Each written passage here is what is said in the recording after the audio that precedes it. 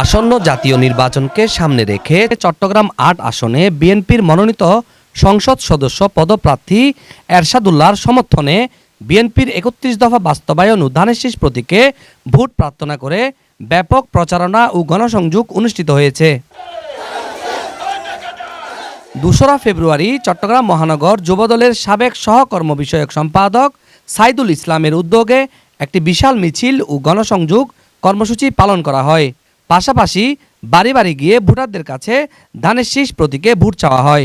আজকে আমাদের যে গণজোয়ার ধানের শীষের, সেই গণজোয়ারের পক্ষে আমাদের এখানকার আমাদের অত্যন্ত ত্যাগী নেতা সাইদুল ইসলামের আয়োজনে এবং অন্যান্য নেতৃবৃন্দদের আয়োজনে যে বিশাল একটা সমাবেশ হয়ে আমরা গণমিছিলে গেছি, সেখানে প্রত্যেকটা জায়গায় আমরা যথেষ্ট উৎসাহ দেখেছি।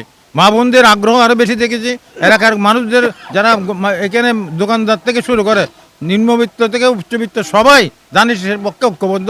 সবাই আগামী 12 তারিখ সবাই গিয়ে ভোট দেবে। এখানে আজকে যে গণসংযোগ আমরা করেছি উমর আলী মাতবর মহল্লা হাসান প্রাইমারি সেন্টার, আমরা প্রত্যেকটি জায়গায় আমরা মহিলাদের যে উৎসাহ উদ্দীপনা দেখতে পাচ্ছি, আমরা এটা নিয়ে আমরা 100% আশা করি ইনশাআল্লাহ 12 তারিখ তারা গিয়ে ধানের শীষে ভোট দেবেন এবং ধানের শীষের প্রার্থী গিয়ে বিজয় অর্জন করবেন ইনশাআল্লাহ। এরশাদ ভাইকে 12 তারিখ 8 আসনে বিশাল ভোটে আমরা যোগাযোগ করব। চট্টগ্রাম 9 আসনে আবু সুফিয়ান আমাদের নেতা, ওনাকেও বিশাল ভোটে যোগ করব। ভোট দিব কিসে? ধানের শীষে। ভোট দিব কিসে?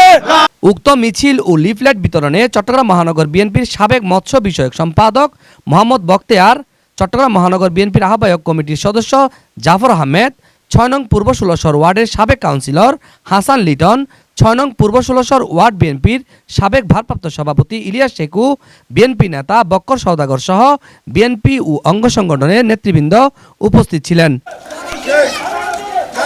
উক্ত মিছিল ও লিফলেট বিতরণটি উমর আলী মাতব্বর রুট থেকে শুরু করে চট্টগ্রাম ৮ আসনের বিভিন্ন এলাকা প্রদক্ষিণ করে শেষ হয়। মোহাম্মদ রবিল হোসেন, 24 টিভি, চট্টগ্রাম।